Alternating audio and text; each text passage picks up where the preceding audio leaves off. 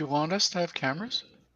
You can turn them on or off, or you can kind of, if you feel like you're sick of looking at yourself later, it's fine, turn it off. But yeah, you can turn it on for a little bit, just kind of welcome yourself, and then if you feel more comfortable turning it off, feel more than comfortable doing that.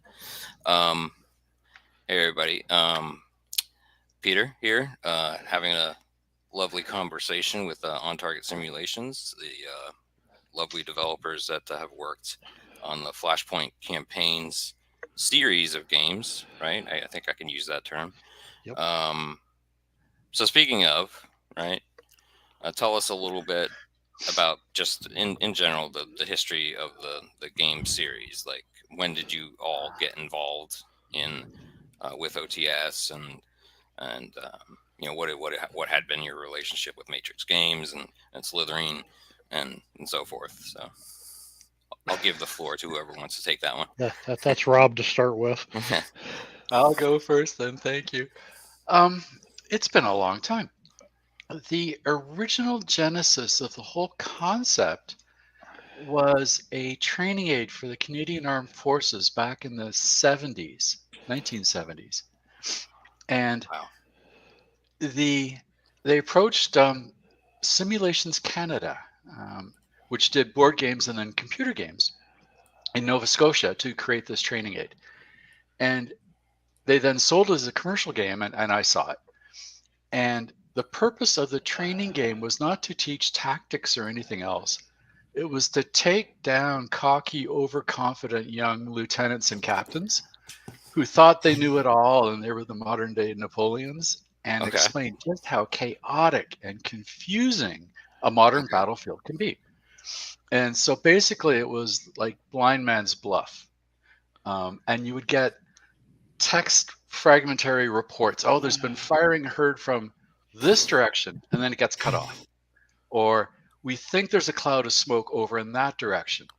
And the game shipped with a laminated map and a bunch of grease pencils, China pencils. And you would mark this onto the map and try and deduce what was happening. And that was the game. So my next question is, does that game still exist, and where can I get a copy? Because I love that concept. Well, even if there was like a fully modernized version of that would be. Sorry, go ahead. It was all about the imagination in your head and forming a picture of the battlefield. And it was as confusing as hell and didn't sell quite properly. Yeah.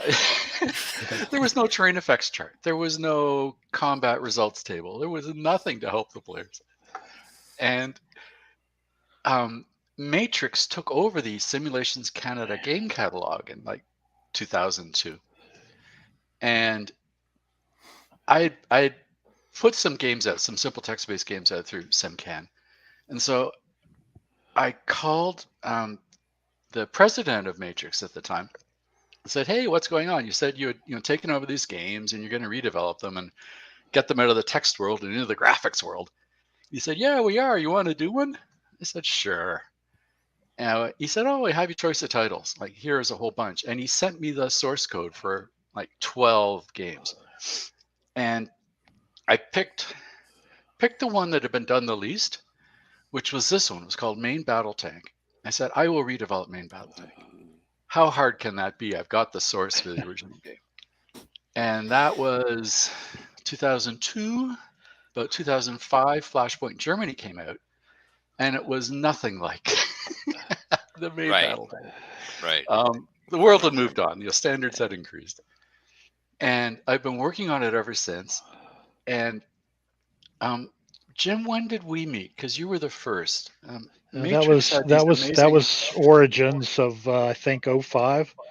05, 06, I think. Yeah, 06, because it came out in like February of 2005.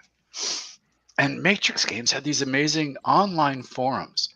And so you could meet kindred spirits all across the world, and it's as if you're in the same room together.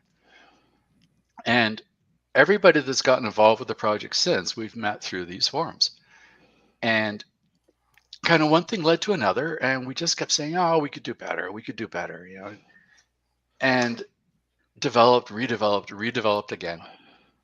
And especially after Red Storm came out, which was 2008 now. No, couldn't have been. 2013. I'm sorry.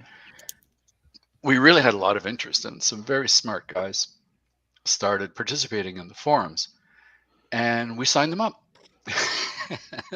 They're key members now. The AI is done by a guy we met in the forum, who's asking very specific questions about map colors and how do you do this and how do you do that. And yeah, it just mushroomed from there. We've had a very stable team. We work really hard, and we give everybody lots of creative room, so that when you play the game, it just keeps going. From I'd like to say from strength to strength. But the reports are really good, and the map graphics are really good, and the doctrine is good, and the data is good. All kinds of stuff gives a very even, consistent feel to it. It's because we have 6 guys working really hard, putting all that time in and getting it done. It sounds like you found people who had a joy, or at least somewhat of a passion in each of those little areas. That's a very interesting way to develop a development team. So I applaud that. It's an interesting way to approach it over time like that. Yeah, sounds very familiar from the board game community, so to say. A little bit background there, so I feel often happens in that, and of course there's a very board gamey feel to your game as well. Let me just move the camera and take that as a compliment, because what I get from it is I'm mostly a miniatures wargamer in my background, and I'm just starting to kind of traipse in my old age towards tweezers and count and clipping. But no clipping, but not yet. It's the ease of the interface, I think, for me. For both games, I came in on Red Storm not too long ago, maybe about a half a year ago, actually, honestly. And for me, it was the approachability of the game. Some of that, of course, is in its operational scale, but especially with Red Storm. Red Storm was a little. I like the fact that I had Red Storm first, because it's not necessarily a simpler interface. It's just a little bit more a single flow, but there's not nearly as much information available, right? So I felt like Red Storm for me was a great training ground to then jump right into Southern Storm. I don't know what your feelings are. That was one of the design goals. We wanted an accessible war game with Flashpoint Germany and then Red Storm. Matrix said, make us an accessible war game. You might, I guess you wouldn't recall, but back in those days, a lot of them had a really steep learning curve. And it was very hard to buy a new game by an amateur designer and sit down and get going on it within a few weeks even. And then we have a guy on our team, Charles, and his job basically is to say, slow down, guys, you're over-engineering this, you're going too far, you're ruining the user experience. Or not ruining, but we want to keep it simple and focused and accessible. And add in all these reports, but don't make them mandatory. That's exactly. Keep the essence of the gameplay going and uncluttered and just moving along. And that's a full-time job. From my perspective, that's how I would describe the major difference between the two, right? There's some functional differences, and maybe we can hit some of those functional differences as we kind of start walking through a scenario here. And I would like to, if you know of exact differences between the two, I'd love to hear it as we walk through. I found that primarily it's the amount of information that you can get and how you get to it, and potentially how you can use it. And then, especially, I think me and Jan were talking right before this, that the standard operational procedure adjustments, I think that was key, because with all this extra information, it doesn't matter if you have all this extra information if you can't do something somewhat unique with that information, right? So it's just you pulled the levers, I think, well, right? You pulled the levers appropriately as you made that change to giving more information. So thank you. Give the floor. Is there anything looking back in particular with this latest production that you would have done any differently? I always like that's something all three of us might want to address. But for my part, I would not. If I could change everything, I wouldn't go 9 years between releases. I'd go 3 or 4 years between releases. Well, that's a good that leads to a good question. Why did you wait? Was it, well, I'll just say that. Why the long time between? Matrix is a marvelous publisher. Their mantra is don't ship it if it's not done. And we just weren't done. We still have a lengthy list of things we'd like to put in, but yeah, the core things to kind of, okay, if we're going to treat this with this much detail, then here are the other things we have to do. It just took time. And it has to play test it, you have to revise it, you have to change the play testing, all the test plans. There's just a host of things that drag you along and slow you down, and just a bit of a ball and chain. But if you keep at it, just day in, day out, you can get it. And it just took 9 years before we said, okay, this is releasable. We can ship this. Go ahead. Didn't know somebody else was talking.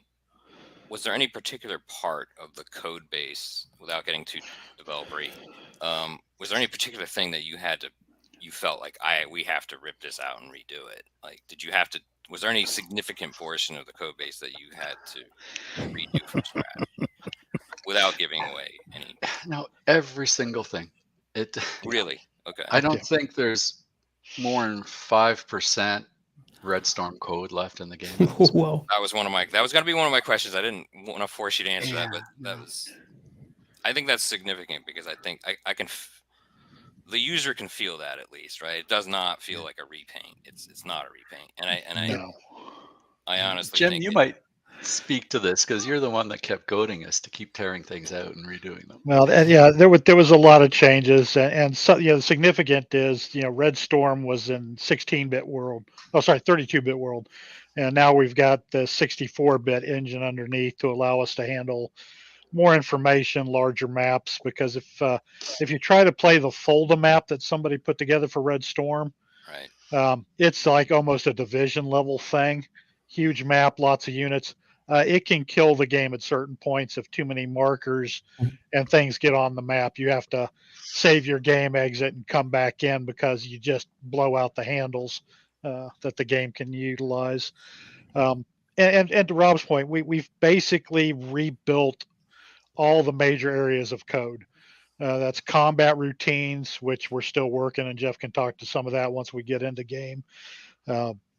Spotting, sensors. A lot of stuff that I'm sure we'll talk to in the game has changed from Red Storm. Red Storm, it was a single unit and it could spot something and shoot at it. Now we're looking at every subunit, and we're looking at sensors on every subunit, and then each subunit may shoot at an enemy subunit that it spots. It's not an automatic everybody sees everybody world now, and all the sensors can be different, and so everything has gotten touched, rebuilt, more detailed, and then worked into the UI, which had to be rewritten. And Rob fell out of his chair. He'll be back. Yeah, no. The camera went down. But part of it too was, as we were going along and reinventing things, various models and mechanisms and whatnot, and we made a big effort to take some of the things that were aggregated and abstracted and simplified in Red Storm and make them more concrete and player controllable. And one of our mantras is, whatever a human player can do, we want the computer player to be similarly equipped. And that a lot of times was a huge effort to do that, to automate lots of behavior that, reasonable behavior, not perfect, but reasonable, that a human could do. How do you do that, with a rules-based, AI player? And it's a lot of work. So one of my first questions then, let's go ahead and just start dropping into what we were going to do here. I can't remember what we decided. You said The Great Escape. Yeah. So just to kind of show everybody, a significant amount of scenarios included in the game. We are going to do a computer opponent, Warsaw Pack. So tell me a little bit about these planning options. How much? So yeah, this is like a really significant departure from Red Storm. So the Red Storm engine, basically, we have an OODA loop that runs for the AI player, and then the AI player will then generate courses of action, rank them, and then launch. Okay, and it will do this at several points during the game. It'll reassess, and that's why when you played Red Storm, it didn't always play the same way. Replaying the same scenario didn't always play the same way because when the computer player generates its courses of action, it's looking at what it knows. Okay, and it only knows what its units have spotted. Okay, Right. and so then that starts to really give you great replayability because it'll start to surprise you. You're running your same plan, and the computer play is doing it different. And you don't really know why. Other than the fact that there are combat outcomes and discoveries for spotting and stuff that are different in each run, and that's taken into account. So what is included in one of these very specific ones? So So basically, the way a battle plan works is instead of the computer force just being a gigantic bucket of units, which is what it was in Red Storm, it's now divided into smaller buckets, and the scenario designer can do that. And so each one of those buckets of units, typically, you do it on a unit boundary of some kind, whether it's companies or companies or battalions or whatever. And then so those are the force packages that are available for course of action planning. Okay. Now the other thing is what a battle plan then is actually it's a course of action designed by the scenario designer. Okay. And so in Red Storm, basically the two main determinants of courses of action were what's the cost in terms of time and distance, what's the reward in terms of victory points, and what's the risk in terms of known enemy units. Okay, and so then it would kind of stick to the road beds because you move faster that way, right? And once you played Red Storm enough, you could get a feel for how do I fool the AI? How can I push the AI around on the map? And you could actually, it's one of the things that got me into the team was like I really enjoyed it because I figured that out as a player and started doing that. Okay, so but the thing was, it was very predictable. Like, okay, so if you look at the maneuverability, they're coming down the road. They're not driving down the road. It's the fact that you build roads where the terrain is flattest, and therefore, even if you're not on the road, it's faster movement, right? It just kind of looks like it's what we used to call IFR land navigation. I follow roads, right? It's not really that. It's the terrain that's conducive to roads is conducive to off-road movement too. So it's hard to put the planning in the course of action generator to actually do maneuver. Okay, and so that we felt that the shortest distance to get to that was to have the scenario designer come up with courses of action. That's brilliant. And you had me at UDA. Yeah. UDA is still there. We still run that loop back in there. It's just got more information. And as Jeff was pointing out, so the simple answer for the battle plans is it gives you the ability, if you've got an objective on the map, and okay, we're going to go take this bridgehead, you can give the AI, well, let's attack it from the north, let's attack it from the south, let's attack it central, and take all those force package pieces and give them, initial direction. And then once they're, on that initial path, then that Red Storm background logic kicks in. What do I know? What do I see? Where are my victory point objectives? And so think of it as kind of hanging a wire, and then the Red Storm AI is a spring that's attached to that wire. So the forces will move along that path and react, but you're not using the breadcrumb method of VPs like Red Storm. You get a much more realistic layout of battle. And let me add to that just a little bit. So one of the techniques that I like to use when I build a scenario is I use the battle plans to shape what the battlefield looks like. All right, I set up a particular geometry of forces, and then I don't order assaults in the course of action, right, in the battle plan. I put them in place, and then, like Jim said, turn it over to the old school course of action generator that's going to look at the common operating picture. It's going to look at what does it know, and where are the valuable things to grab, and then from there start maneuvering stuff around. But the virtue of having the force packages gives a little more coherence, and you don't see a company from this battalion and a company from that battalion, being put together on the fly. That doesn't happen. It'll always be the force package, which would normally be some military formation, remains cohesive and is used as humans would use it. So now we're jumping into this scenario. This is the Great Escape, and we're doing it from the East German perspective here. One thing you'll notice is there's a lot of hyperlinks in the welcome to the scenario. You can get to all these things. I'm not going to click through here yet. I'm probably going to show them how to get there from the menus. But a great amount of information just right off the bat. For anybody who's never played, you have the command cycle, which is a key element of it, and I honestly would like to know a little bit more about how this is computed and what affects it, and I think the users probably would as well, because I think that's a key element to your ability to control the situation over time, especially in a multiplayer game. And then you can get to basically all the information that's being shown here. You can get to pretty much from over here, which is a great little mechanism as well. Let me get through this.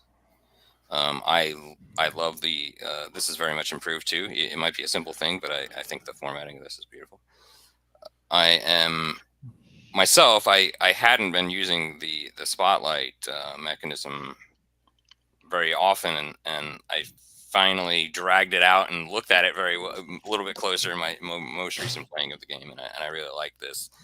The nicety of this is that it's the highlighted units are available on the map now, and the assumption is that the non-highlighted ones are reinforcements that are due to come on. And what's kind of nice is I just figured this out yesterday. I'm not a good manual reader. I'm just finally finishing the manual. So I like to approach games from an intuitive perspective. Like, can I play this game without reading the manual? And I absolutely did, but I'm finding out really nice things just by literally playing it, but also reading the manual. Hard to get them. But this is beautiful. I don't think there was the equivalent in Red Storm you might be able to see that information, but it was not quite as easy to navigate and so forth. Anything y'all want to talk about or point out in some of these in this core floating panels that I haven't really touched upon? Well, as you kind of noted, when you at the top right there, you do have kind of the loop, the command cycle, and that's you're going to play that amount of time and then go into your planning cycle, and it's the same for the AI. So in this case, in 21 minutes, the U.S. is going to replan based on what it knows. And right now we're at 19, so we're actually inside the U.S. timing. Another nice piece there is that weather piece. In Red Storm, the weather was a weighted percentage model, so things could change on the fly. Weather in this game, thanks to William's work, is we have real world weather data. The scenario designer can pick days and weather setups. If you go in, I think it's the Intel panel, you can see the weather report for the day. So you know that, it could be raining in an hour. You actually get a forecast. It's realistic. The wind speeds, the illumination levels, everything that's there. And we'll see it in this one because the sun starts going down around 2013 in this scenario. You see the map color change. You see that window color change as it transitions into dusk and night. Nice little touches that kind of immerse you into it. The F10, the spotlight panel, multifunctional. So if you hit F10, you can get it to show you information about a specific unit that's on the map that you've got highlighted. If you got real estate, like in your case, if you click it again, it goes into the split panel mode. Whoops, or should. I don't know where it went. But or maybe you have to hit Shift F10. That might have been my bad. I'll bring it back. Let's see. I think it's Shift F10. Okay, hold on a second. Let me try to splitting it. There you go. Yeah, there you go. Yeah. You know So what? if you, I didn't know how to do that. Thank you very much. yeah, so like in your case, if it's over on the right side on a small There's a- screen, generally you can't split it. There. But if Here you're it is. multiple screens, so now you can see both your order of battle and the unit, Oh, and that's there's a little perfect. menu icon underneath. So if it's an off-map unit, you can open up the orders to do your artillery, things like that. So it's a nice little tool. It gives the capability of what was in Red Storm, where we had the detailed information coupled with that order of battle tree. So This it's is a nice nice. too. I didn't even. I'm learning new things as we play. Yeah, you always will. That's the beauty. There's a lot of stuff in this game. Yeah. You can always get to it, and it's always intuitive after you know how to do it. Yeah, absolutely. Right. Like anything. And that's where that pesky, manual comes in. Because And that's why I'm reading it fully now, and I'll probably read it again and several it's times. and it's stuff I'm working on, and we're going to have a revision 2 of the ops guide here, and with the next update, because a number of new things have been added and changed. So we're trying to keep living documentation going, so that helps. This was beautiful because I couldn't figure out. I was like, the manual was referencing this, and I was like, how do you get to that? So you just fixed that for me. So thank you very much. I'll have to go check the manual, make sure that's clear. But yeah, so it tons of information, and that's the biggest difference from Red Storm to here, is basically all those tabs where you can look at ops and intel and the logistics and your fire support, all that additional information, what it is, when it's available, and in some instances what it can do and when. So lots of good toys here. So we can siphon this off into a topic of its own, but I definitely would like to know more about how this is computed and how we can affect it as players. But we don't need to necessarily get into that right this second, unless you'd rather. Well, I could jump in on that. Yeah, go get it, Rod. The starting point, and the numbers have been like 21 minutes for the green and 19 for red. The starting point is how big the force is that you're commanding overall, whereas smaller forces are more nimble and have a shorter cycle. So somewhere in the spreadsheets, there's a number. So, if you're commanding a Soviet regiment, it's X, and if it's an American battalion, it's Y, on general principles. We then assume that the ratio of headquarter troops to line troops, or non-headquarters, in peacetime is the optimal balance. And if headquarters troops take relatively more casualties, the ratio drops and the length of time it takes to command lengthens. It takes longer if your HQs get all shut up. And then the other characteristics are actually right on the screen. If you go over to the leader box, what has the flags, you see the last 3 values are EW comms, electronic warfare value, how readily you recover readiness, and average readiness. The rest of the change in the OODA loops is tied directly to those. And what that means is that if you drive your forces mercilessly and take a lot of casualties, your readiness will plummet and your OODA loop will lengthen out.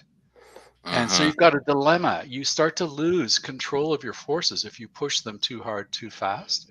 And if you rest your forces, just stop and give them resupply orders, the readiness will shoot up and your OODA loop will shorten again, back down to what it was. So there's this critical command dilemma. I could give a lot of orders. I can micromanage everything. Everybody's constantly moving to have just the perfect hex to sit in, and they're run flat. And then it takes an hour for you to give orders again. Yeah. Or you can just kind of follow along, do the I don't think really any should other be the game does proper viewpoint. Yeah, like you're the commander. You're not positioning individual, tank platoons. You're the boss, and you got to think like a boss, and that punishes you if you don't. My assumption is that the electronic warfare comms interference, is that just an aggregate or concatenation of the effective EW rating of units that are currently on the map within certain ranges, or what? How is this? It's a map-wide environmental thing, and it's not the only way to affect not that. Nothing you can do. Okay, thank you for that. It's like weather, it rains everywhere, and you can't make it go away. My only. I was going to say it's way above your pay scale. For what you're representing here. It just happens. Yeah. Okay. That's where that was one small little missing link that I had as to whether or not I was doing enough to affect that. Really was my ultimate question. Yeah. Okay. And then readiness, of course, you touched upon it, but what are all of the factors that combine at a unit level for its readiness? It's how far it's moved, how much combat it's been in, how many enemy units it actually sees. Does that come into play as well? No. Okay. Well, some movement affects readiness. If you're in combat, affects readiness. Also, losses and kills can minus and plus your morale for these Okay. units. Mm. To Jeff's point on the note, there certain things aren't readiness impacting. Like if I see 100 units out there, that doesn't affect my readiness. Okay. Now, if I start shooting or they shoot at me, well, then things start to go. Okay.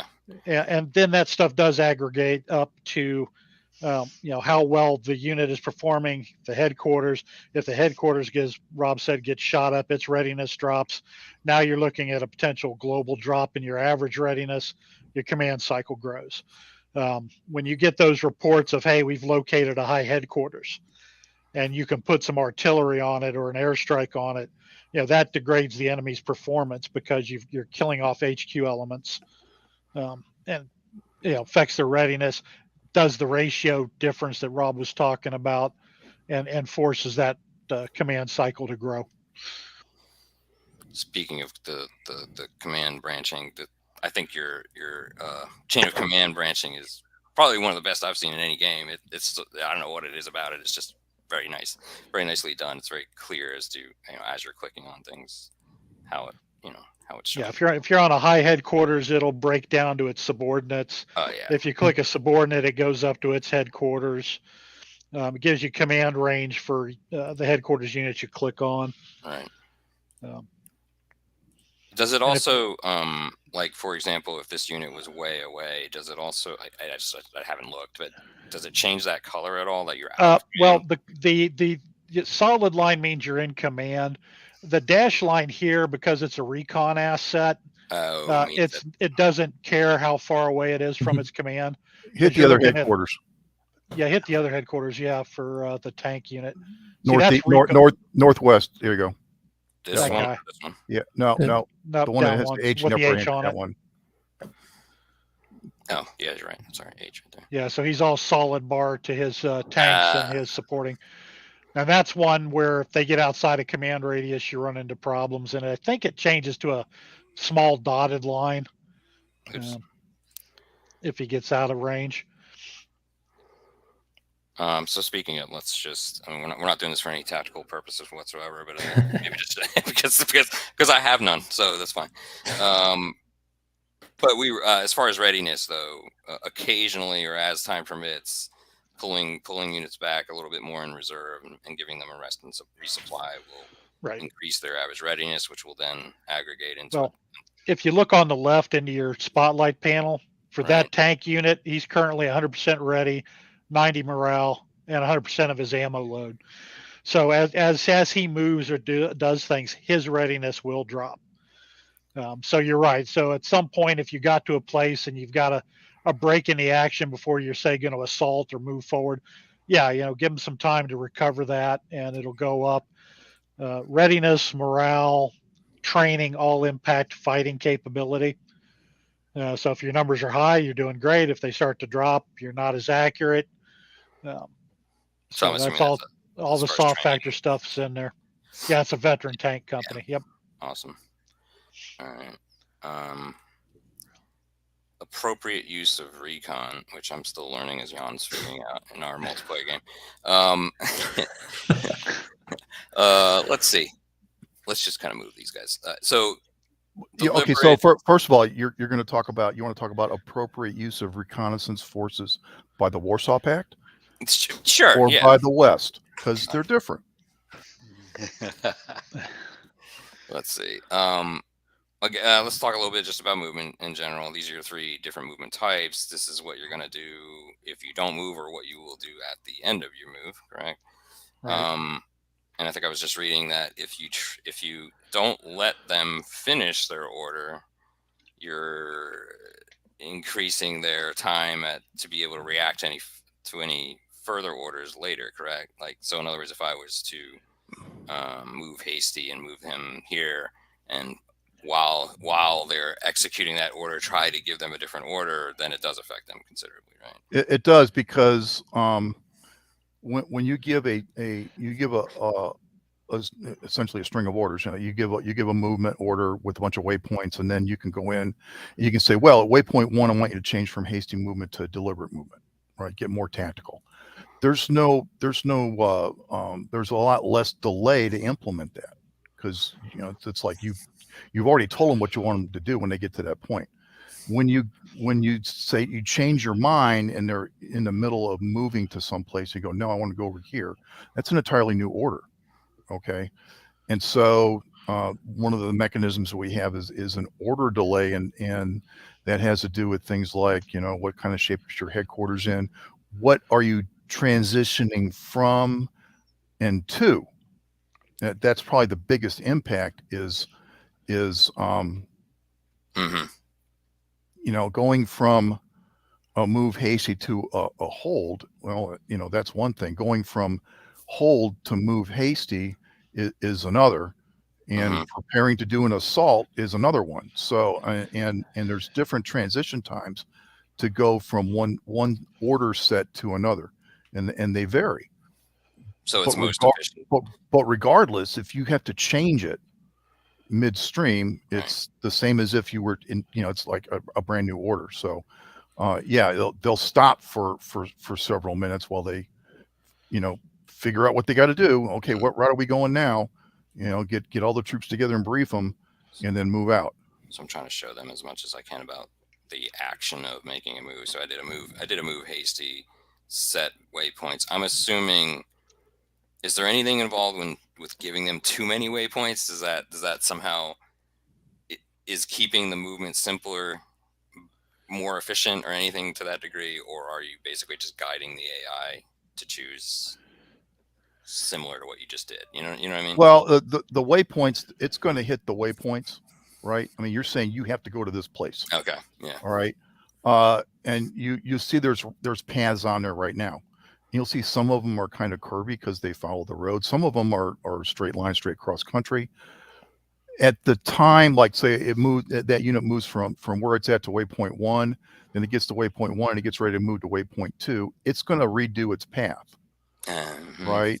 And so if the situation has changed, now there's a bunch of craters somewhere, and it's faster to go around the craters than go through them, then it's going to path itself around the craters that weren't there when you gave the order. So it's kind of you got to be careful about trying to really optimize the paths and move individual units around, because what you're ordering may not come to fruition at all. Because at the time that they hit, the only thing you can count on is that they're going to drive that waypoint. So can you tell me a little bit more about the rec attributes of this unit and how that plays in? I'm assuming it's less visible to the enemy as well. They're taking paths to make themselves slightly less visible, etc. Or is there just a certain point where obviously reality and physics come in, and there's just a certain minimum viable range, if you will, they're going to be spotted, right? Well, the spotting, and which William was here, he could talk just a little bit better than I could, but the spotting is largely driven by things like cover and concealment of where they're at when spotting checks are made. The size of the platform matters. Okay. Number of platforms. Because we're spotting a unit. Okay. Right. We're not necessarily spotting every platform in the unit. Yeah, I felt that the hard way, Jan, in our multiplayer. We'll talk about that because never mind. We'll talk about that one later. And it doesn't even mean you could possibly shoot at them just because you spot them. That's the other thing. What it means is that I know there's somebody over in that wood line. I saw somebody move into it. I don't see them now, but I know the unit's there. Now that's sufficient to fire artillery at them. It's not sufficient to lay a gun sight on somebody and ping them. Okay. The other thing wanted to show here is And the other thing about range is, especially, you got lots of different kinds of sensors, from eyeballs to, ground surveillance radars to, op- magnified optics and thermals and night vision and all that kind of stuff. Every one of those sensors has got 3 different ranges. One is like, can I even tell there's a target there? That's the detection range. The next is the classification. Well, is it a tank? Is it a truck? Is it a APC class kind of thing, light armor? Is it troops? And that's all you might know, is that I can get a general idea what kind of unit it is. And that would be available through the And that unit overlay range rings. Or... Yeah, if you look at the range rings on there, right? The outer one is detect, and then you got classify, and then the identify. Now you got make and model. Yeah. On the platforms that you can see. Right. That's answers my question right there's a couple things on this unit that you've got selected in particular. It is a recon unit. That orange dot indicates that it's got an active ground search radar on. Yes. So you can look at the emitter overlay and see where the emitter can try to detect targets. I did have a question about that. What is the most efficient way to get to that emitter information? If you go to unit overlay, if you want to see what it looks like, there's emitters. There you go. So now you can see what your radar, the hexes the radar can detect into. I wanted to turn what is the easiest way to turn that on and off? I thought right click and there's an emitter. Right click the unit and there's an emitter is active thing. It. Thank you very much for that. Thank you. Now while you're on that, you know about the shift click to kind of like figure out, where you want to go to see. There we go. Right. So like, where do I put that ground surveillance radar, to accomplish whatever task I want to give it? That's beautiful. So if you go into the hex that's clicked on, that is what the radar will see. Yeah, that's brilliant. And the lay of the land is crucial in a tactical war game. So you really need to spend a little time shift clicking around. To make sure you've covered the ground you think you've covered. Yeah, especially for the Warsaw Pact forces, right? Yeah. So speaking of, so we've gotten into the we've gotten pretty detailed into the unit level, but let me step back just a little bit and kind of show what other terrain level. Let me see if we can, let's turn this off for now. You can go look at the Maku. The Maku. Is that this is the Maryland Maku. Yeah, all right. That's a reference that people aren't going to get, but that's pretty good. I'm showing my age. I was about to say Billy Davis Jr., right? Yeah, for me it's cool McCool. Okay. And this is just a quick tool. Yeah, this is where I go to. This is my go-to. I would think that most users probably go to this first just to get a good idea, and then say, hey, this is an interesting area that I might want to do something with, and you probably might go a little bit more detail into some of these other ones. Yep, shows you those clear lanes of fire, shows you the restricted terrain, shows you the water obstacles in the road network. You can kind of see good places to go, bad places to go, good places to hide. Also, where can the enemy hide and have good lines of fire? Yep. If I want to do any kind of prep work. Yeah, I tend to always start here, and then I just basically kind of go down, like we were saying. But the shift clicking I need to do a little bit more of, honestly. So, and again, I think pretty much if you click on somebody, let me turn this off. Pretty much if you click on somebody, I always, I'm going to try to start doing a little bit more of this, If you work your way, now that I think about it, it's actually organized very well, by the way, as far as, check this, check this, check this. That's beautiful. Well, and even and the multi-unit one too is a little useful here too, because you can see what everybody can see from line of sight. And the active unit, if you click on them. Mm-hmm. Oh, okay. It didn't actually kick in, did it? Well, he's not. You have to have a group selected, right? Initially, yeah. Go ahead and cycle that. There you go. I think that acted weird. Hold on. So all I want to say, what is it? Okay, explain to me what I'm seeing here then. Okay, I think I don't know that it actually kicked on properly. That was what I was seeing. Let me just make sure I don't have anything else. Maybe it's a combination of things. Let me just turn off. Go ahead and turn it off and on again, because I think being off a unit is what caused it to have a bit of an issue. Ah, All right, I guess we're okay. So what the all LOS thing will show what everybody sees, and then if you kind of click on a unit, the border of what it can see highlights. Okay, it's just faint on your screen. That's why I can't see it. I here. Let me see if I can maybe getting into it a little bit closer might help. But that's okay. See, yeah. So I like that. I did not know that. So you're saying do the all line of sight. That's interesting. Okay, I have not used that very well. Because that gives you a feel for what everybody can see out of the gate, and if you click on the unit, you get that hard border of what that specific unit is seeing. Perfect. From that location. That's great. The numbers, it's not an all or nothing thing. Those little white numbers tell you how much the quality of your visibility into that hex. So the top most outline one is a 12. Well, notionally you can see like 12% of what's going on in there. So that's a very weak contact. Other ones that are in the 80s and 90s, great. You clearly see everything in them. Right. So as you're moving, you want to just as you're moving that and positioning that, you want to see the numbers grow with where you're interested, right? Yeah. All right. Very good. I think we've covered a lot of the. Let's see. I'm just trying to think of anything else here. That's. This is. Oh, wait a minute. No, I haven't. What is this? What is this showing me? I have not. That's showing you back there from. I don't know if that's is that a ZSU? It's a Shilka at the very north edge of the map. Yeah. And what you're seeing is what it can cover for air defense fires against helicopters. And this is the best defense here. Is that what I'm saying? Okay. Yeah. You're getting a couple different things. You're seeing his kind of in red there because he's the active unit, and then there's some hatched versions of things there, vertical and some crosshatch, which are some of your other units have limited air defense capability. That would be, heavy machine guns, maybe off of tanks. Could be the if there's BMPs or BTRs. Oh, you got that MRC that you just clicked. That I think it might have. That's got man pads in it. This one, right? That one there. Yeah, it's got Strelas. Yep. No. Very good.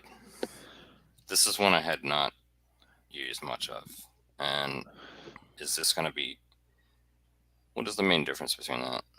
Well, the main difference is helicopters fly low to the ground, so there's terrain masking. Right. Aircraft, if they show up in that area, are being slightly higher. Just based on their altitude. Right, line of sight and altitude. Okay, yep. That makes sense. Okay.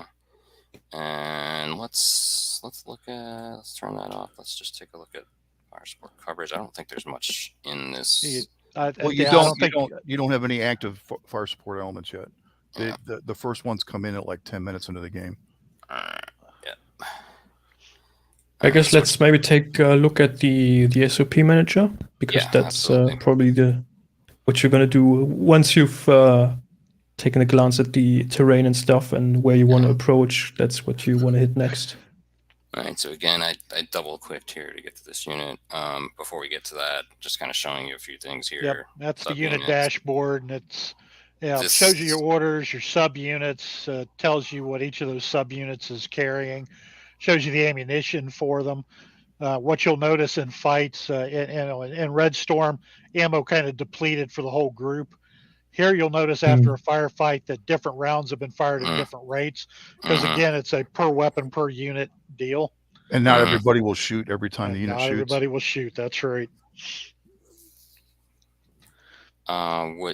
There's also what staff indicates any alerts too, right? Yep, alerts, claims if there's issues like they're low on morale or ammo, and then the particular unit log, which is kind of a more concise version of that log you showed earlier. Yeah, everything only for this unit. That's perfect.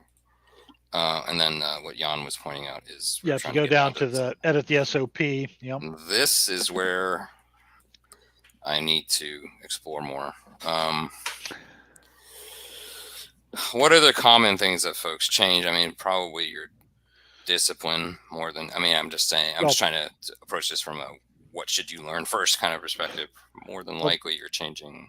The mistake I make, and Charles always corrects me, is you really want to go in and set this first to what you're going to do before you issue orders, because the scope is it'll set it for any follow-on order.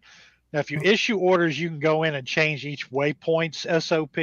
Yeah. But that can get a little tedious if you make that mistake and not doing it first. So if you were planning on this guy going down the Autobahn and engaging targets, Right. You may want to set his fire discipline out to max. Right.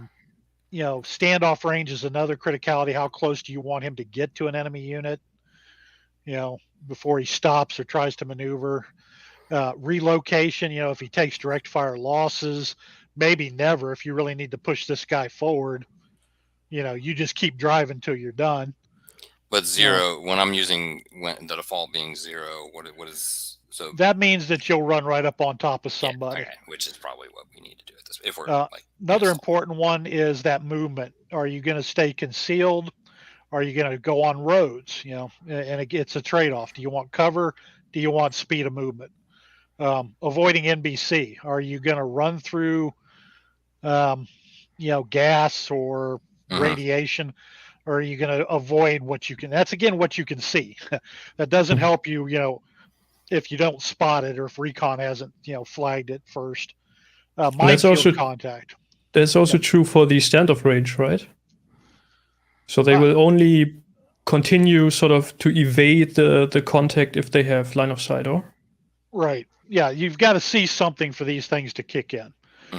If you have your standoff range set to, 6 and you run into somebody at 2 because they popped out of the woodwork on you or shot or moved, your unit may, especially with the new upcoming update, try to pull back and withdraw to maintain that. That's coming, I think, with the next update, and guys can yell at me on that one. Yeah. So very good. that's a little bit better logic for Williams' work. I'd point out in this particular mission, since you're doing kind of like for the Warsaw Pact, you would call it an attack from the march, because you don't know where your enemy is. Right. You have to find them, and so that means you're going to be you're going to want different SOP settings for different subordinate units based on their task and their responsibility as you move to make contact. Right. So like the very lead unit, whatever it is, right? And I'm not going to count the recon guys, right? I'm talking about your maneuver elements, right? You want to make contact with like one of your subordinates. You don't want your main body to bump into everybody, and you don't necessarily want to attack the first thing you see. Right. And when I say attack, I mean like go drive on top of it and crush them. You may want to bypass them. You may want to stop where you're at so that and lock that element, that enemy unit in place so it cannot maneuver while you maneuver your other guys. Right. So it's tempting to go, well, the best thing to do is to like go to the headquarters of a formation and then set the scope for this unit and all subordinates for future orders. And then you set the SOP once for this battalion, right? Great. Now I can start giving orders, except that you probably don't want, it's probably not the best thing to do in this kind of situation. Now, if you have a battalion that's doing a defense, then, that could very well be that, everybody has the same SOP. You have to pay attention to what kind of mission you're trying to do. And that's going to drive SOPs down to individual unit settings may be different. Does changing this in any way affect the readiness and or the control, the command cycle? No. Okay. All right. Well, not directly. Not directly. I mean, the results of setting this do, of course. Yes. But I mean, just toggling this stuff around doesn't change the readiness or the command cycle.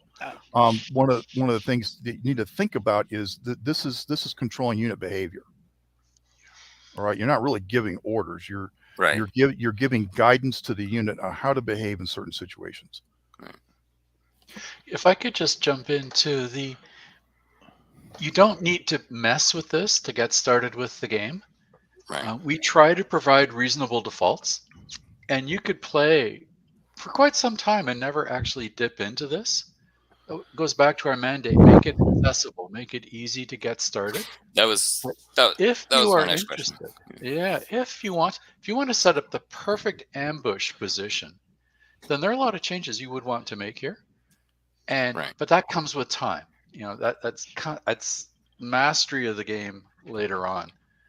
Easy to learn, hard to master. And if you're going to the master stage, you will spend a lot of time in here. And there are almost unlimited possibilities given all the combinations of things.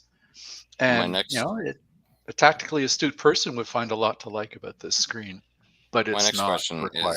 is there like a difficulty setting that allows the AI to adjust this or no?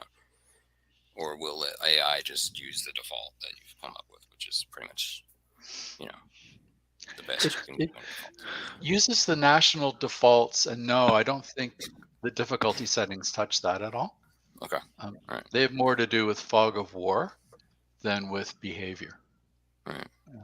I would say. What I'm getting at there is like if two people that are very new to the game are playing multiplayer or wanting to get into it, and they don't want to they don't want to step into this. They want the AI to take control of this at that command level. Are you really commanding stances at the individual unit level? So if somebody didn't want, that was my main question. Is if somebody didn't want to step into this, is there an option to let the AI do it? When you say let the AI do it, no, there's like Rob said, there's national defaults. Okay. And perfect. The AI is not going to modify the settings here. Okay. It will work within them, but not modify. Yeah. It's not going to do something absolutely wrong, but cool. Or better. There you go. Yeah, exactly. Because that's it. That's actually why I haven't stepped too heavily into here, because I feel like I don't understand necessarily each one of these enough that if I change it and then forget, that's another thing, is forgetting that you've set something some way. So I'm thinking, yeah, you need to have a 305 card with your checklist as you're doing your orders. There you go. you do. I mean, it's helpful.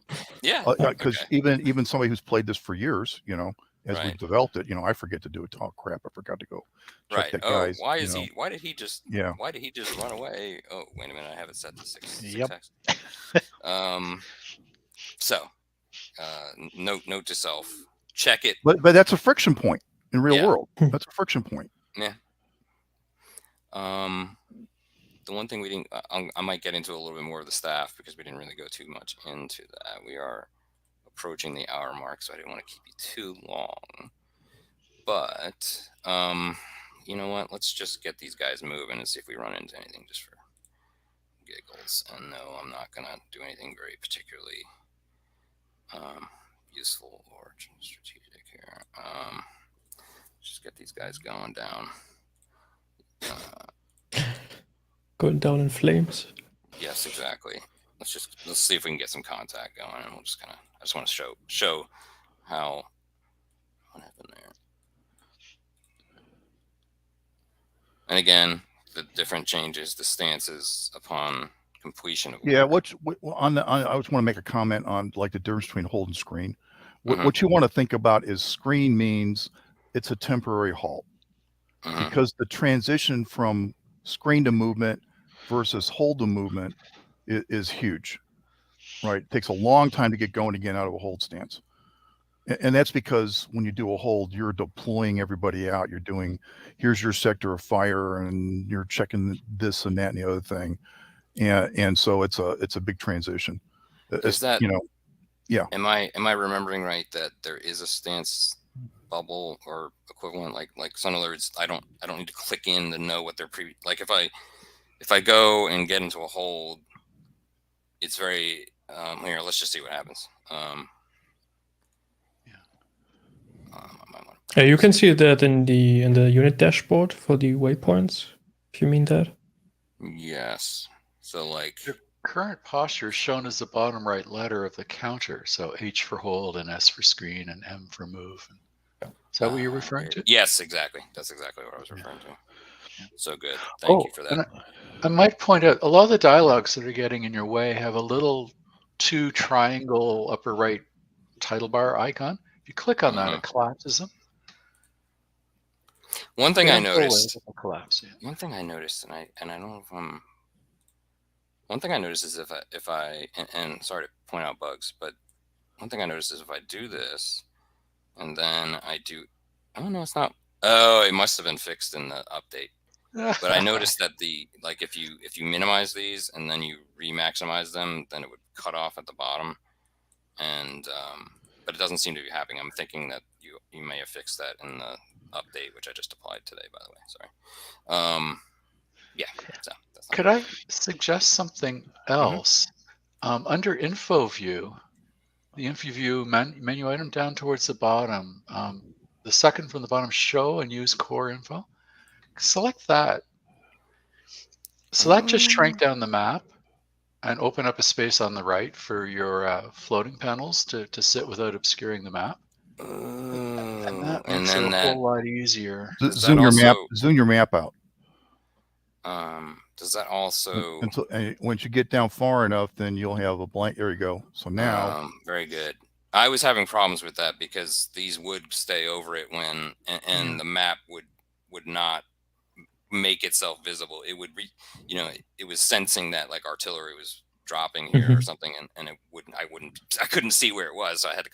Thank you very much for showing me that. Right? See, I'm the perfect interviewer because I'm an idiot. It took us 5 years to refine it, but yeah, we did spend 5 years refining it. So that's good. I'll often play with the map zoomed at like 60% or lower zoom.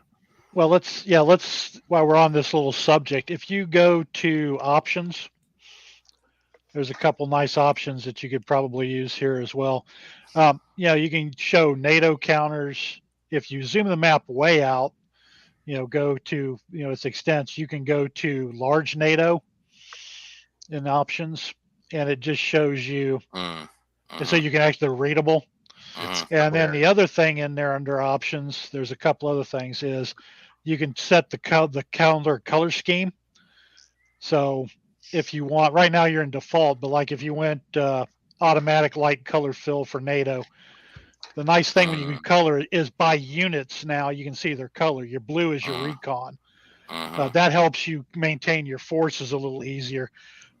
There's also a setting for the map contrast level. You can mute the map colors to make them more or less vibrant. Right now you're moderate, so that help makes the counters pop a little more. So a lot of cool little things there, and some new ones coming in the update that'll be coming out here in a week or so. Some more toys to play with. One thing I noticed is, and it's probably a user preference. I'm assuming there's a user preference for the mouse wheel, because my mouse wheel does not zoom out. Hold on. See, for some reason, my mouse does not behave. I'll show that later. It's fine. But like I'm doing mouse wheel right now. Oh, there it goes right now.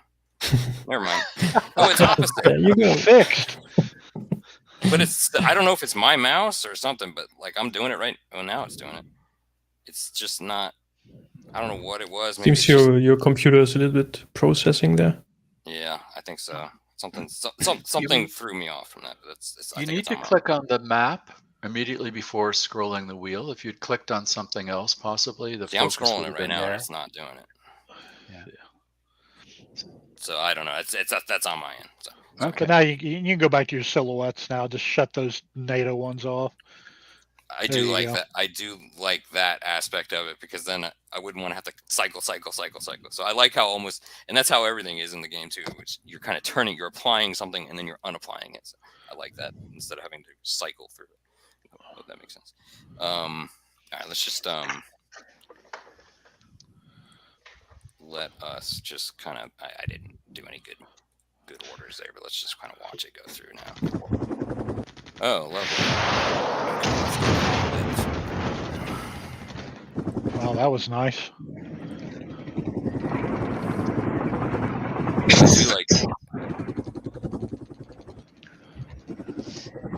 That's a hello kind of scenario. Walked right into it. Yeah, I wasn't expecting that. So this guy's going to be in trouble here in a little bit. Yeah, interesting situation with the cavalry scouts there. Wow. Yeah. Good lesson for not running your radar down the street early. Right. I'm assuming I'm seeing these because of this unit. And is there is there like a really quick and dirty way to know why you're seeing something? Do you know what I'm saying? No, when you not hover, really. when you hover There over you the go. unit, then it says spotted by radar or whatever. And now nobody, because Tank just killed him. Because the recon is sitting and drinking tea or whatever. Waiting for SNR.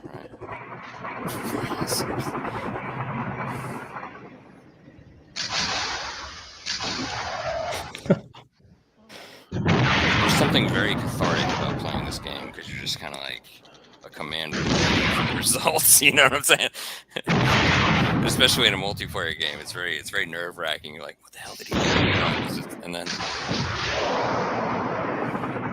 A lot of Tank and a lot of ATGM.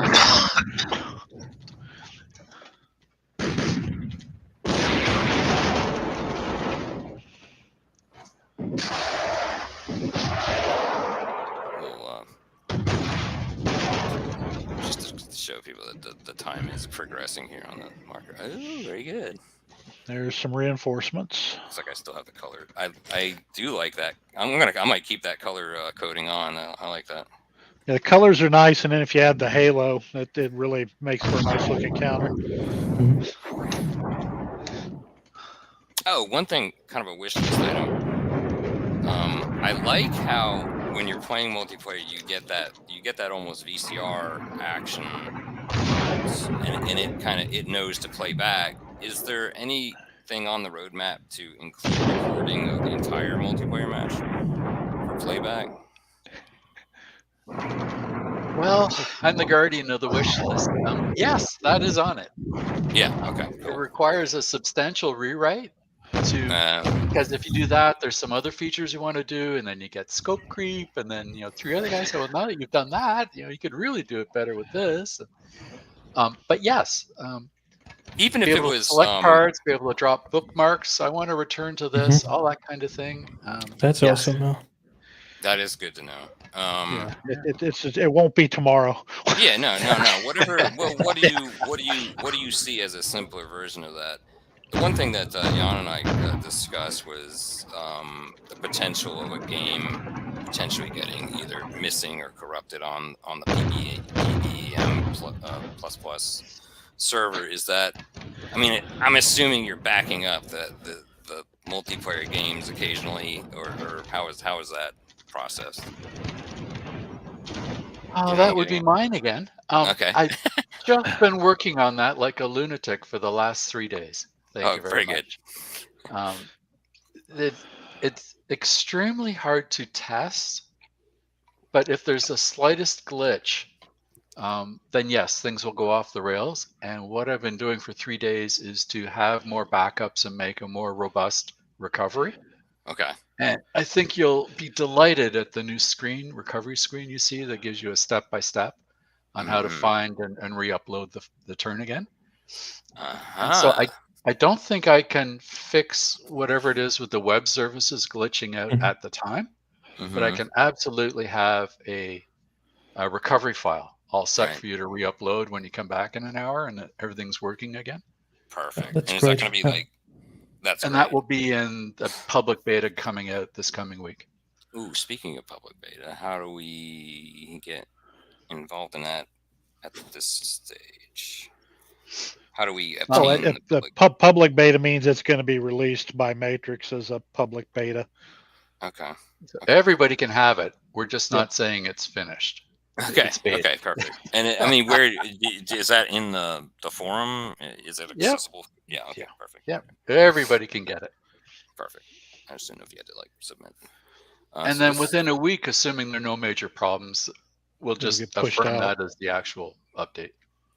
All right. So let's see what we see at this point. I got a question concerning the reinforcements. Is there any way to sort of give them orders before they arrive?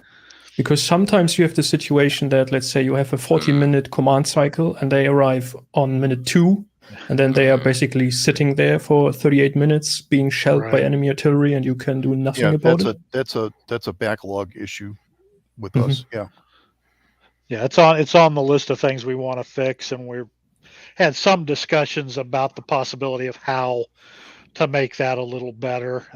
To your point, even just having a dialogue that comes up before they show up, where you can say, "Okay, here's an initial order. Here's what I want you to Mhm. do," Yeah. or do I want you to come on now?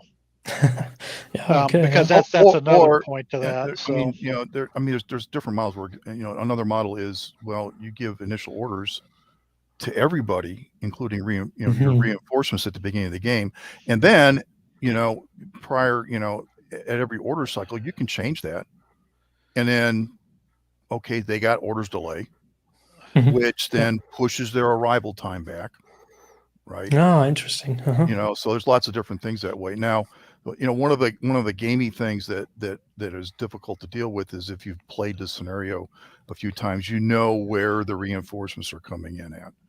So, the part and parcel of that, at least from my viewpoint, is we need a way to fuzz that and give that at least some influence capability to the owning commander, to vary arrival time and location, Mhm. with appropriate cost of doing that. Yeah. Very cool. I think the one thing I wanted to show is a little bit more of this, because I don't think we went into this at the beginning. Just we'll kind of make this short and sweet. But oh yeah, there's some good stuff here. there's a Yeah, lot. now that you've done a turn, you've got some interesting information in here. Yeah. So yeah, perfect. I love this, by the way. And I don't know if this always was there, but the ability to print this and just I use it to print to PDF before my game, and I print all these out and just kind of keep them and show other people for. Have you made your own overlays yet, Peter? No, and we were talking about that before, and I don't want to. Yeah. I couldn't figure it out. Now, honestly, I didn't read I didn't read the manual, so I tried to do it without reading the manual, and I couldn't figure it out. If you want to, we can offline this if you want, but Sure. Sure. Well, explain the functionality. Just Basically, you're going to do an export of the game map, and right. it gets exported as a grayscale, right? Okay. And then you put it in an image editor of some kind, and you draw all your graphics on there that you want. Right. And then you're going to re-import that back in, and then you can toggle it off and on, and it puts it on the game map. Now, the key is, when you're doing your image editing, you need to stay away from grays, because Mhm. that's how we set transparency for your overlay, and turn that Mm-hmm. grayscale map into a clear piece of acetate that would be slapped on top of a physical map. Right. No matter what I was doing, it was just saying that the file format was not in an appropriate format. I don't know if I was saving it wrong, or maybe it was defaulting in what I was using as a different type than it was capable That of could be. importing. When I do it, I clipboard it between the game and paint.net, Okay. and then clipboard it back in, import from clipboard. Okay. I think that's what I do. I have done that way. Microsoft Paint doesn't always work. CorelDRAW doesn't always work. These are just Windows services talking to each other and not agreeing. Right. Yeah. And we're kind of stuck. We can stuff the clipboard with that image, but it's a particular variation of the image that not everybody else can do. But Paint.net does seem Okay. to work Paint.net. perfectly Okay. fine. All right. Yeah. Beautiful. Yeah, I'll try it.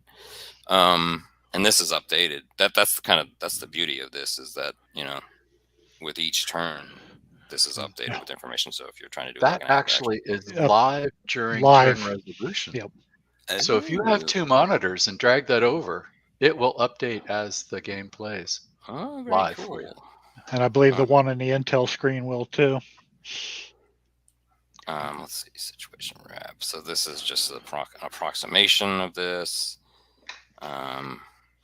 A very good, full, detailed list of and yeah, I like this for this.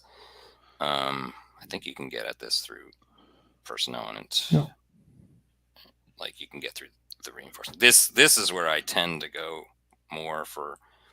This is great for understanding it at the beginning, but when I want to look at reinforcements, I go here, which this is Yep. beautiful right here, by the way. So this kind of tells you exactly who they are. And then what's really cool, and I just found this out, you know, if you click on it, it will highlight that. There you go. Perfect. See, that's brilliant. So that helps a lot. You know, obviously this is a common functionality in games, but it's just the way it's laid out, and the fact that it gives you all the information about it too at the same time is beautiful. Back where we were, I'm trying to think of anything else that let's go look Now at the Intel screen, yeah, because that will give you basically that enemy sit rep is the one we're talking about. And now you get an estimation and what you saw of the enemy and where there's currently located. And if you scroll down, you get a list of kind of a lost, well, first what's on the map and what you think they are. And if you scroll down further, you can see these last spotting contacts. So because you saw a lot of stuff before your guys died. This is good. I didn't know about this one. Yeah, and that tells you kind of what was spotted and how. A lot of radar. You see a lot of radar cuts from your unit before he. This is very good information, because otherwise you'd have to kind of either know the unit that, you know what I'm saying, and the unit's probably not there anymore, or you'd have to dig through the log, right? So that's beautiful. Let's see some other things. Of course, kill list. Yep. Spotted off map. Nothing off map. Yep. What I like that you basically paralleled this, right, with the staff information. Yeah, that listing right there is also the buttons there on the right for the in the command tab. Yes. So you can get to it one of two different ways. I think your command tabs, right there. Here. Oop. I don't know if it didn't. Maybe I. Huh. Oh, you may have to stretch it. I wonder if it got. Go ahead and click the button again, and then drag the bottom of it. Nah, it's not. That's interesting. Just hand it to me. I'll break it. Yeah. Let's see. Well, show and hide core panels. That might reset things. Yeah. F5.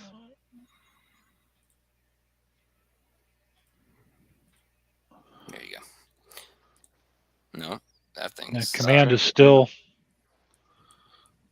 I'll see if I can duplicate that. Maybe it might even be the pack that's in this core panel. Let's see if that. No. Leave it to me to break it. No, that's okay. Whatever. But how do I? Of course. Can I dismiss it? Let me just turn off. Well, we did that, didn't we? Let's turn off some of that. Maybe it's the. Might have been. This might be interfering with it in some weird way. Oop, that might have done it. No. Well, somehow I got the game into a state where that will not open. But that's fine. Let's move on. That's when we pull out the magician's hat and we go somewhere else. All right. Fire support. We didn't really get too much. Now we got some stuff. Maybe explain FSCC, and that is an option, right? That to allow it or not, correct? Right, and that's basically having your AI staff handle all the fire mission requests and allocate units to it. So if you click the fire missions tab, right now nobody's scheduled anything.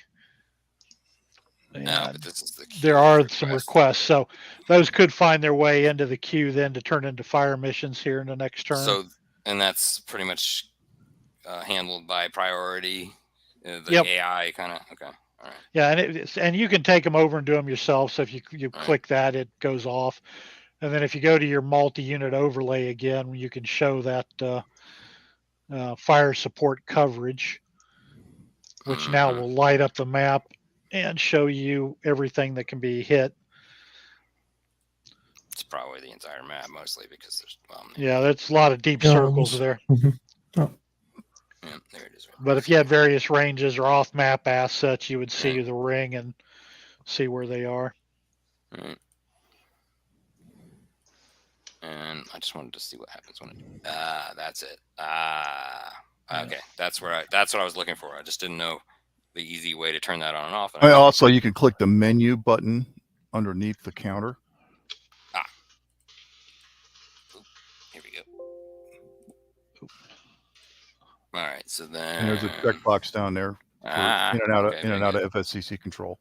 One of the things to keep in mind about using FSCC is that you'll get a larger quantity of fires, because missions, especially when your command cycle gets big, missions will go into the queue. They'll be allocated and fired in between your orders phases. Mm-hmm. All right. So if you want to micromanage your artillery, you're more than welcome to. Right. Probably to your detriment. Right, I agree. Of course, there's and so it's kind of like you say, well, okay, you know what? I don't want I have an attack coming up. I have an assault coming up, and I need to have ammo. Right. And so like you take one unit out, and then that way it's not going to shoot on the way to the objective, and it's got a full basic load to support the assault on your target. I think more often than not, I'd probably take the more localized mortars and so forth, probably under local control. There's that, possibly rocket units, because they fire a salvo and then have to reload, and potentially air assets if you have them. You may want to take those off, so that AI doesn't fly them into a hostile area. Mm-hmm. Now, Peter, have you investigated the direct support mechanism at all? I think I've accidentally, yes. Where? How do we get to that? You got to go to the unit and go to the SOP for the firing unit. Okay. Any type? No, I mean indirect fire. All right. So where was that bad boy? Well, you were sitting on the mortar. He's active right now. Right there. Yeah. So go into his dashboard, and then edit SOP. Okay. Yeah, and then under combat. There's provide direct support to all requesting units. So what that does is it limits the scope of missions that unit will fire according to the organizational structure. Okay. And so like the most responsive is, an indirect fire unit that is directly subordinate to the requesting unit. And the next best is both of them report to the same immediate headquarters. So there's a fire chain. There's a chain where the request has to filter up and to whatever appropriate headquarters, and then it has to go over and then filter down through the chain of command on the fire support side. All right. So if I do specified, So if I do specified, then you click a unit, and it's that unit and all of its subordinates. Let's just take.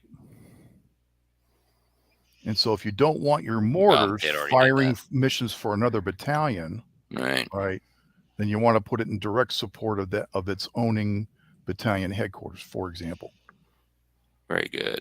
And so for any reason I wanted to transfer to only do it for this one, I would let's try that again. Let's see if I pick that head, and that didn't work. Or it did. Yeah. Sorry, my eyes are playing tricks. All right. Now you get two benefits from that. One is that you restrict the missions it'll fire. So it's only firing it in a sector that you want it to fire in. And it also shortens the time to fire the mission. It reduces the delay. And this is affecting the FCCC. Yeah, it'll affect the FSCC. Yeah. Yeah. Okay. Perfect. Awesome. Very good. And especially if you're playing sort of larger scenarios like we are doing currently, that is, I think, an important aspect of the game, to think ahead and look at what sort of amount and range of artillery do you have available, where do you want to use that, and then assign it to the battle groups. And what portions of the battlefield do you want to mass your fires on? How do you do that? How do you get the FSCC to do that? Right. And this is the way to do it. Perfect. Thank you for showing me that. I think that's about it as far as I wanted to show. Anything any of you want me to point out at all before we wrap up? I think we did a pretty darn good overview all around. All right, Let me look at my me- notes here real quick. I'm going to stop my screen for a moment and just kind of let us chat. So where are things going? Let's just talk maybe a little bit about where things are headed in the near future, in the far future, and the alternate future. Yeah. More and better of the same, I would say. I was sitting down once we finally got the game out and assembled our wish list. And there are 42 major topics. I don't want Wow. to talk in specifics about it, but something we're very keen to do is round out much more of the Cold War in along the inter-German border. So there'll be a Central Storm, a Fulda Gap, a Northern Plains. We're really interested in trying some of the potential Norwegian campaign, and we would go south as well. It depends on kind of who steps forward with some knowledge about these things to help us with the nitty-gritty details. But we have already a large and enthusiastic contributor team. Poor Jim is tasked with keeping them going, and it's a big deal. It takes a lot of hours from a lot of people to pull together more content, but more content is the way we want to go. That's Cold War. What we would as well like to do is move into the modern era, and so it's a I was whole gonna new ask set of data things. But our team is really energized, with drones and all kinds of the things. Yeah. You're watching that we would love to do. The Cold War era kind of ended with the dawn of the digital age.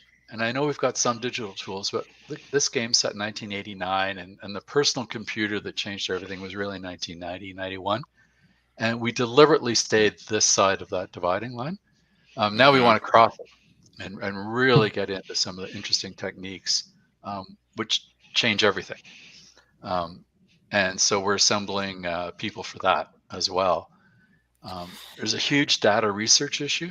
That alone is daunting, but hey, it's fun for us too.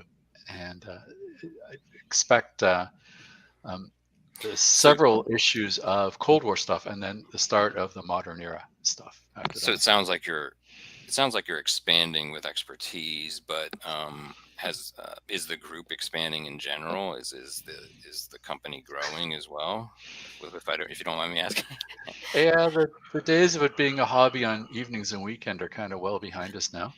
Right. That was the fun time, the fun era. But yes, we're committing to it because the demand seems to be there, and Right. the more we do, the more curious we become about the other possibilities. And I think this title in just beginning. particular, it has general appeal. It has mainstream appeal. I think personally. I think if this can be put in front of the mainstream, even the RTS players, I think. Yeah. And I think that's probably word of mouth more than anything, and articles and getting it out, and hopefully we can kind of help with that. But I think it goes beyond the wargaming camp. I feel like there is a good general appeal of this game in particular. It's easy to jump into, and as you showed throughout, it's not difficult to master. It just takes time to find out where things affect the results in a positive way. But I like the fact that you can, as you said before, jump into it and generally do well or okay, right? And you learn how to do better by being annihilated, of course, right? in a safe and friendly manner. Yeah, a safe to fail environment. Yeah, exactly. There you go. Bigger scenarios, you bet. Yeah.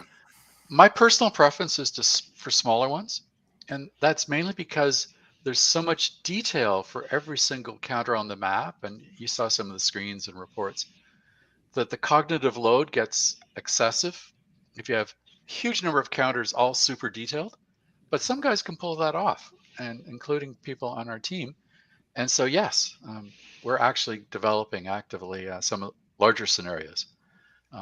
The game engine itself struggles once you get up to divisional. Putting an entire Soviet division on the map is a big deal. But if somebody can handle the cognitive load of doing that, then yeah, we can program it. The game will do it. So one thing we didn't get into too deeply is the campaign, right? And Mhm. I've only traipsed into it slightly. What I mean, when somebody is looking for a bigger scenario, really, just operationally, it has a scope. That the game has a certain scope, but how how much are you thinking about? How much capability is there to know what's going on around you, and maybe potentially have a dynamic campaign? Like, how much is dynamic in the campaign, and how much could be dynamic in the campaign? Well, I think what you're talking about is, say like within a core sector, Right, what are the outcomes of the other things in the core? How does that impact the campaign? right, And that's a big lift. I mean, like we haven't even thought about doing something like that. What we're the baby step is, what about things that are just outside the map? right. That's All right, that's when that's you come up, when you run along the edge of the map, right now it's kind of a free pass. There's nobody shooting at you from off map. Yeah, we'll put some indirect fire assets off map, and that just really what it means is that it's harder for you to do counterfires against them, and they can't reach maybe the entire map. So that kind of makes things interesting.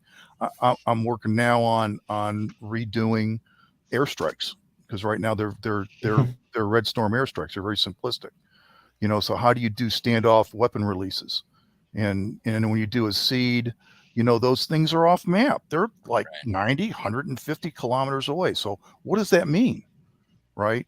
right. And What and does it even mean? and even and even for the close-in airstrikes, there's multiple munition releases. So what does that mean to air defense?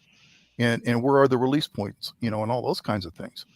And Yeah, so I it's think going it to make needs. it a lot. And I think when we do this work, it's going to be really great, because it's going to add more drama Immersion. to and Yeah, immersion to when yeah, that happens. yeah. That's But what I think I'm looking for, is the just the an immersion ring, the if you the will. the biggest thing that we strive to do with the current campaign mechanism is the whole notion of, the thing about a war game is that you have to live with the consequences of your decisions. All right. And so when you play a campaign, if you think that you won, when you've got 30% of you've got 35% of your force left, and then you reduce the other guy to 28%, and you've got the victory point locations. If you think that's success, it is until you get to the next mission, where you haven't recovered back to 100%, and you're facing somebody who's at 100%. Resource And management. Yeah, yeah, that's what uh, wargamers love, right?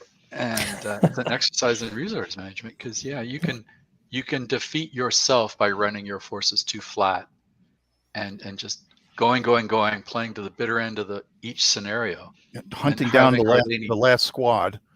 Yep, yep. And then the transition time, well, you only get so many fallen out tanks back Yeah. again, and your guys really didn't have much time to recover their rest and morale, because they were just motoring to the next battlefield. And guess what? You start in a really awful position. You are Yeah, not going to get killed. So the campaigns are yeah, don't go for glory necessarily. Think about the big picture, and that creates another host of dilemmas, that make it interesting and replayable and all kinds of things like that. Yeah, and Yeah. and, and talking about that readiness recovery, one of the things that players are blessed with the current content is short battles, right? 6, 8, even 12 hours, you can have everybody wide awake the entire time, right? And yeah, they'll get fatigued, but you don't have to worry about trying to rest people, and so the scenarios really, they pick up at like just a moment before contact, not the previous 24 to 48 hours of hunting down reconnaissance and all that kind of stuff, and keeping your people rested, and at the same time alert. Is a And so thing. that's a thing, and we don't do it at this point. Our content developers don't do it, and the game engine only won't support more than 24 hours, and we limit it to, I think, 18 hours. And there's lots of other friction points that would be nice to put in, like some degree of logistics. Yeah, we allow unlimited ammo, and that's totally unrealistic. We need to scale that back. One of the 42 items is having a ammo allowance for the entire campaign. and you then have to draw it down voluntarily and say, well, for this battle, I think I'm going to need this much 155 ammo, and that's what you got. Nice. And if you're high, you've wasted it. And if you're low, you're in deep trouble. And so again, there's a tension that rewards replayability and all those things. So one of my final questions will be just how can we help as a community? Like, where have you found the most help from the community, and how can we continue that? In Red Storm, if I may, we had a host of user suggestions for feedback, and we incorporated all the ones we could, probably hundreds, in the low hundreds of improvements and suggestions. We can't do them all, obviously, but we ended up calling the final edition the Players Edition because the players had so much of a positive impact on it. And we're very much open to that again. Again, we can't do everything. We can't create a whole new game to do some new thing. But when you're portraying relatively modern combat, you will get a lot of guys saying, I commanded a tank in that unit there, or I was part of the headquarters company. And we did things this way, not that way that you show. And, oh, okay, great. We had engineers explaining things and artillerists explaining fast cam and things to us. And so where we had designed for effect to start with, we're able to actually model it much better with the benefit of the feedback. And so the community is absolutely, we love to engage with the community that way. And if people have fun making content for it, you start by making battle plans or scenarios. Awesome. Yeah. Talk to us. If you know the Norwegian order of battle for 1989, we want to hear from you. Well, I think we'll wrap up there. I do want to thank you all for joining into this, and the audience. We've had several people stay the whole time, it looked like. So I appreciate everybody watching and taking part, and thank you very much for going through what is already an awesome game, and I think can only get better with suggestions, as we said, and time for roadmap, of course. So I appreciate it. Thank you very much. Well, thank you both too. I really enjoyed it. It was a pleasure. Thank you. Thanks a lot.